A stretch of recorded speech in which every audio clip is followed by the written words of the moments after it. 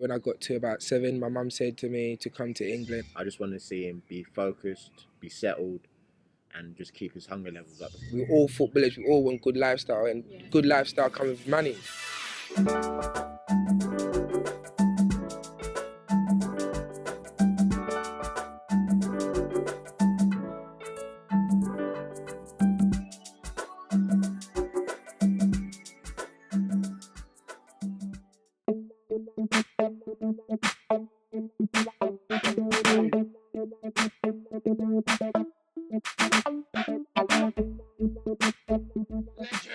Dench, get Frimpong. Dench, get Frimpong. Dench, you know what I get Frimpong. Dench, you know what I get Frimpong. Dench, get Frimpong. Dench, get Frimpong. Dench, you know what I get Frimpong. Dench, you know what I get Frimpong. First of all, for people that don't know, but I'm sure everybody knows what Dench is at the moment, but how did it all start and how did you get involved in it?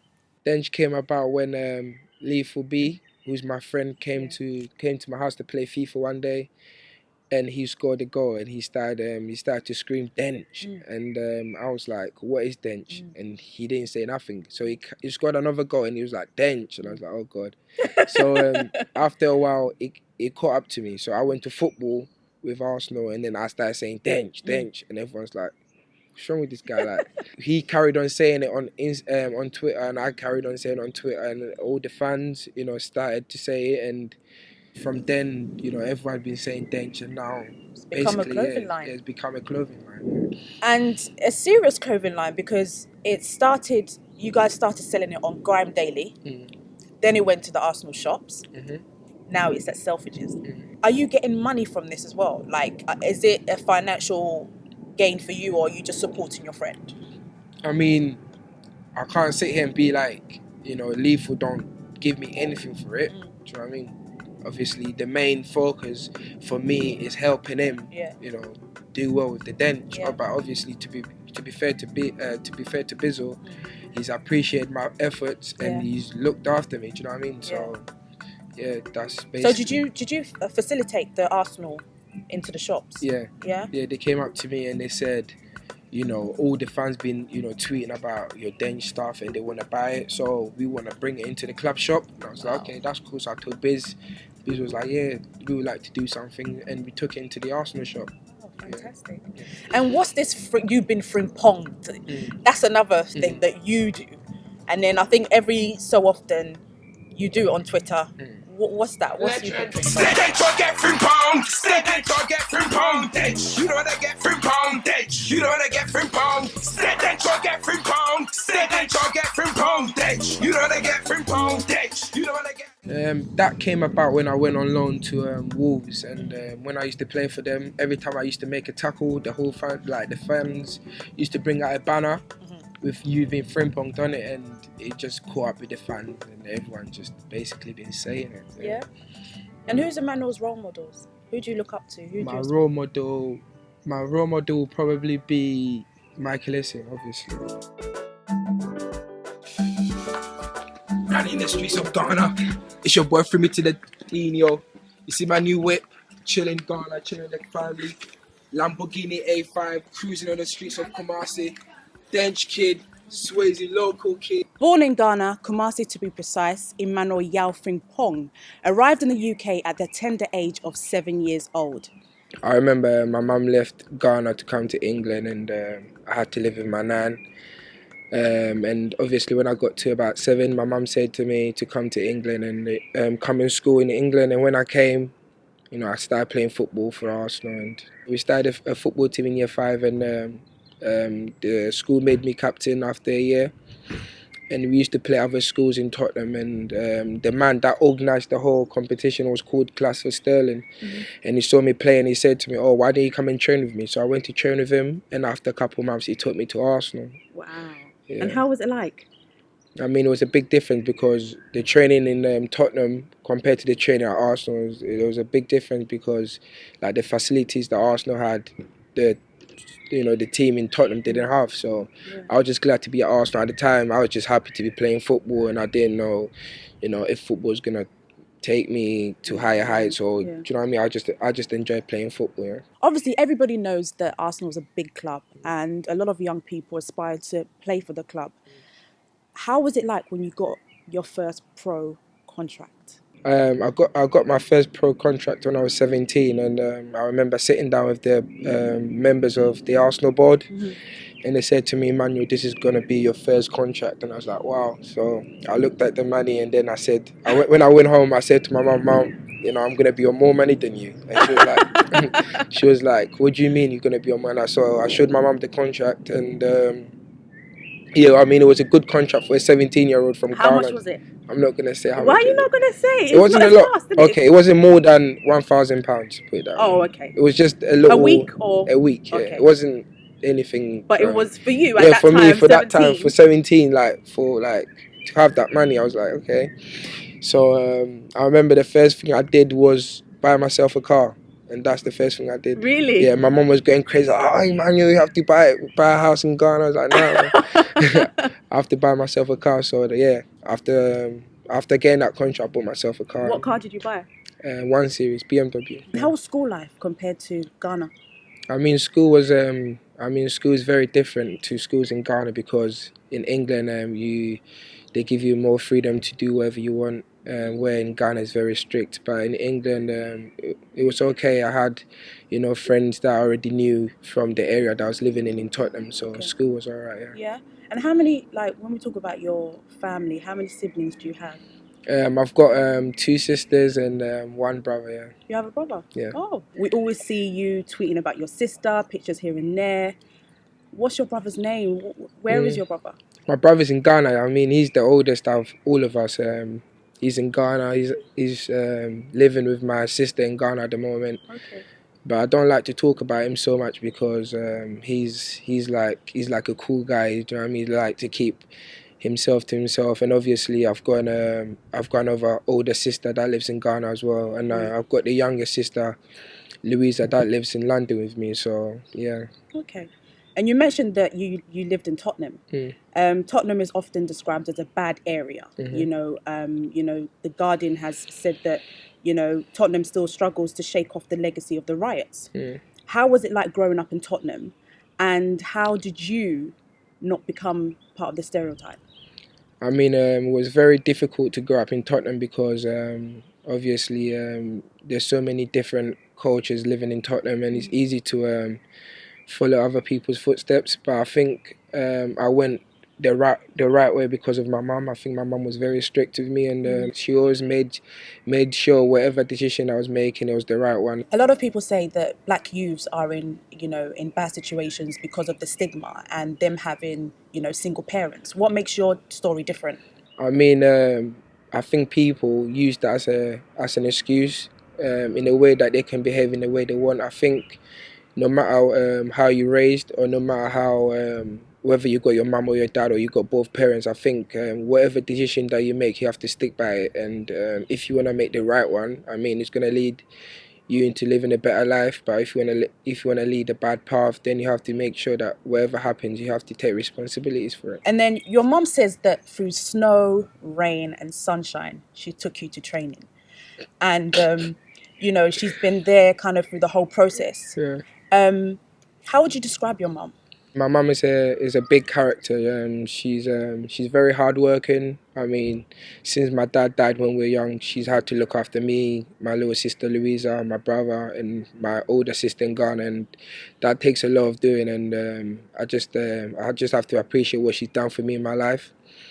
Sometimes, obviously, as mother and son, we sometimes get into a little bit of argument, but every time we've always had to argue about something, we've always resolved the situation quite quickly, and I just have to appreciate what my mum's done for me, and she's always been there for me as well. Yeah. And I know you touched on about your dad, and you never actually got to meet your dad. Do you think that if he was alive, things would have been different? I always ask myself, if I had a dad, would things have been different for me? Would I be playing football? Would I be going to school? And I mean, that's the type of things that you just can't question yourself, because everything happens for a reason. Maybe if I did have a dad, I wouldn't be having these opportunities that I'm having now. So whatever happens. Obviously, my dad died for a reason. I don't know the reason why he died, and I've never asked my mum, why did my dad die, or whatever, because at the end of the day, it's history, and I like to move on. I like to move on forward, but obviously every person or every kid wants their dad to be about, and unfortunately for me, he wasn't about, and I just have to live with that. Yeah. So what are the pros and cons that comes with being a star? I mean, I think the biggest thing for me is finding. Not, it's got nothing to do with football, but I mean, the biggest thing with me is finding someone who likes you for who you are. I've come through so many things, especially like with females, where you have a girlfriend, you think to yourself, is this the right girl for me? In your head, you know she's the right girl, but then you have people telling you she's not the right girl, but you say to yourself, oh, she is the right girl because you know what she does for you and that. And I think trying to find a girl who likes you for who you are is the biggest. And I think if you ask most footballers, they'll tell you the same thing, because obviously every girl wants to have a good life. I mean, no girl wants to go through a struggle, do you know what I mean? But it's the fact of trying to find the right balance between the girl liking you for who you genuinely are and what you are, do you know what I mean? So I think, that's probably my biggest headache. But hopefully... So you're looking for a girl, Emmanuel? Is that... Yeah, at the moment I am, yeah. Okay, if you had to choose a girl that you would go out with out of Beyonce, Rihanna and Gabrielle Union, who would you... I'll probably go for Gabrielle Union. Why? Because she's not too hype. You can tell she's calm and she's real, and I follow her on Instagram and she takes good pictures, so I think she's someone down. Yeah? Yeah. Okay. You've been described and compared to the likes of Alex Song and Michael Essien. How important is it for you to be successful on the pitch, and what are your strongest attributes? I mean, my strongest attributes, I would probably say, is my mentality on a football pitch, because I like to work hard for the team, try my best for the team, and do whatever I can to help the team win.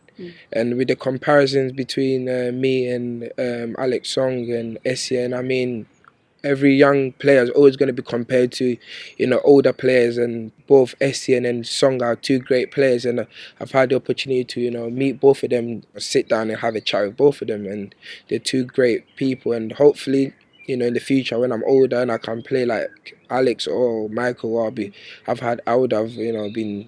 proud of myself, because they're both fantastic footballers. Yeah. When you win a game, what happens in the changing room? When you win a game, everyone's happy, because everyone knows the manager's going to be happy, the club is happy, you're going to get bonus, you can look after your family for the week or whatever. So, as a nurse, I have been at my particular hospital for a while, and then you gain, rapport with some of the patients and, with the staff, your colleagues.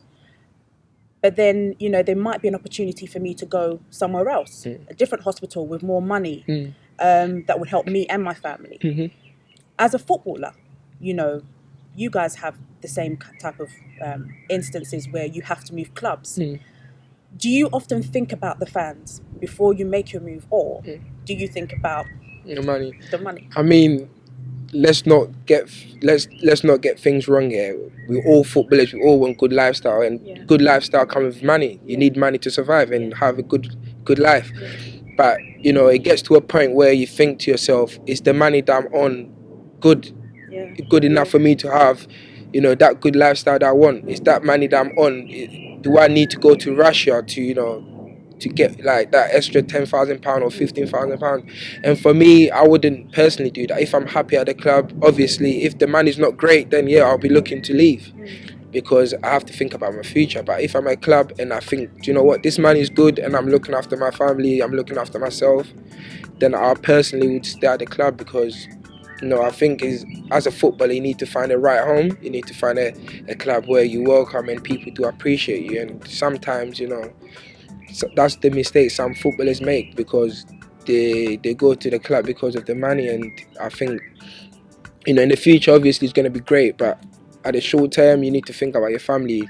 There's no point, if you're English, there's no point going to Russia to play there if you're only going to get that extra money. And that's why we're all different people. Some people make decisions that they think is right, and some people make decisions that they think they're also right. So I can't blame anyone for what they want to do. I just think everyone's got their own plans, and whatever they do is good luck to them. Are you a totally different person on the pitch off the pitch, how would you describe yourself?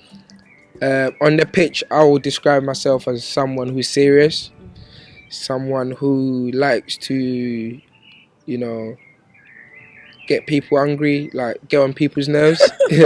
But off the pitch, I think I'm funny. I like to. So 3 words to describe yourself. What would you? Funny, stupid. Yeah, I am stupid sometimes, and calm. I think I'm calm sometimes. Really? Yeah. Okay. Yeah, sometimes, not all the time. Sometimes. Okay. Well, this is what your friends had to say about you. You're still the same person. What's changed is probably he's more wary of who he's around, who he surrounds himself with, and where he goes. Caring, aggressive when he wants to be. He just showed me that hard work pays off. You know, he was a hard worker when he came to football. Cool guy. He wasn't really into school and anything that, you know, we used to do as players.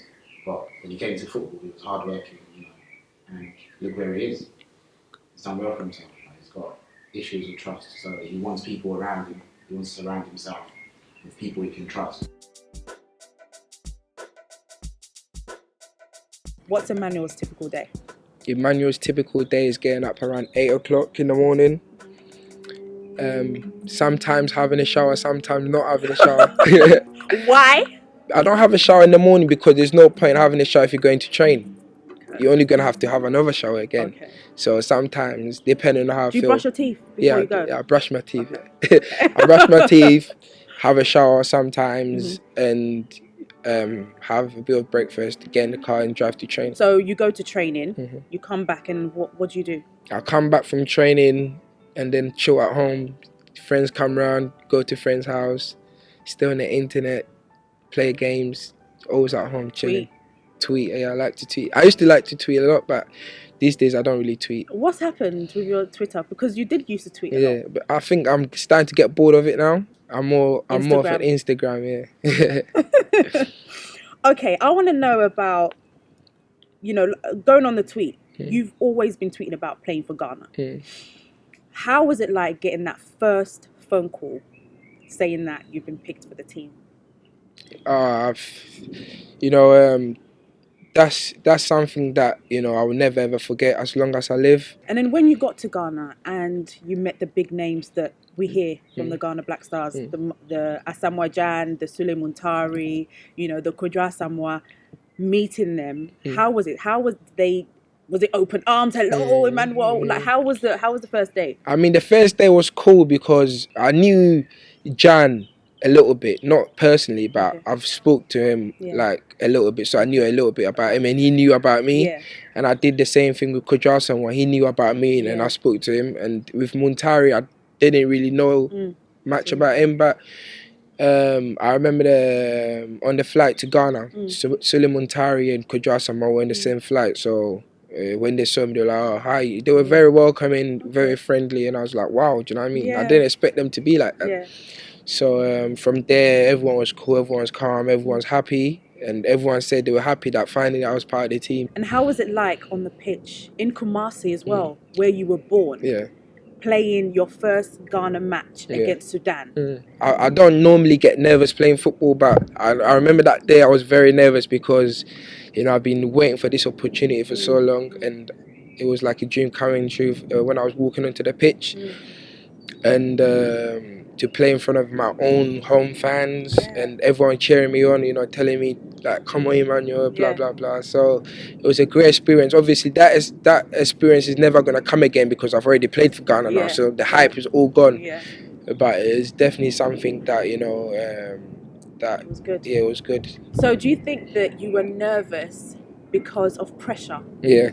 Because it's not the same, is it, playing for your club? Yeah. I mean, there's a lot of pressure playing for your national team because you only play for your national team, let's say once every, you know, 2 months or 3 times every 2 months, whatever it is. But with your club, you're always playing week in, week out. So you get to know the players a bit more. You get to trust the players a bit more. So it's not as, you know, it's not as high pressure as a national team is.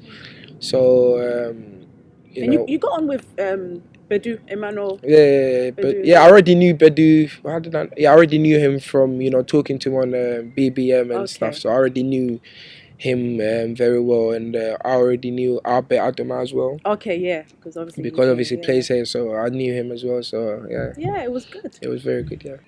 So right now, like you said, you haven't got a girlfriend. Can you describe what your typical girl would have to look like and be like? I honestly don't have a typical girlfriend. If she's black, she's black. If she's white, she's white. Someone who can cook, clean, look after him, because he can't look after himself. Trust. You know, he's got issues with trust, so he wants people around him. He wants to surround himself with people he can trust. Because Emmanuel loves his friends so much, I've invited them on the set. And I'm going to ask them a couple of questions that they should know about Emmanuel. It's your boy, bring me to the Nino. You can never throw me, set a stay frame for yeah. It's funny seeing this guy on the dance floor. Really? He's not a mover. He's not a mover at all? Nah, we went to Beyonce the other week and you tried moving, but you couldn't. Emmanuel, can you do a little move for us? Nah, I can't dance. Come on, Emma. Do you know how to do that, Zanto? Nah. He's too stiff. It's your boy, free me. Got a bad night. Just wanna come and free me to the Nino. What do you think is Emmanuel's best features? His looks. Good one, Derek, what do you think? It's just his personality. He's different. Yeah. He stands out. Yeah. Yeah, that's one thing. And what would you say? So people say we look alike sometimes, so Don't look alike. He don't look alike. to look like me, he must have a little bit about him. And what would you say? I think he's a funny guy. Like someone can hang around with him, so it's cool. Yeah. Yeah. Do you think Emmanuel's got style, Ricardo? No. No? No. He's got all the gear, but no idea. I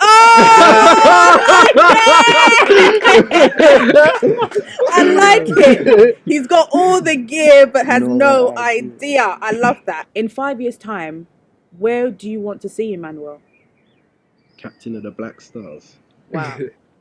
That's what I want to see. Okay. And That's then, what I want to see. I want him to... Because he wants a free flight to Ghana. and then Derek, you've known Emmanuel since he basically landed on English soil.